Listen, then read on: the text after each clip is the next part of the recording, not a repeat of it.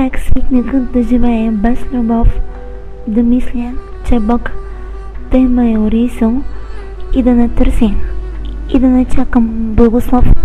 Обичам да е еретична мисъл, да се целувам с образи и на сън, наяве самотата да пирува и залезът да ме прегръща навън, стъгата ми красиво да флиртува, да си забравя всички мечти, надеждите зародиш да убия, да спра да бъда себе си почти, зад хиляди завеси да се скрия.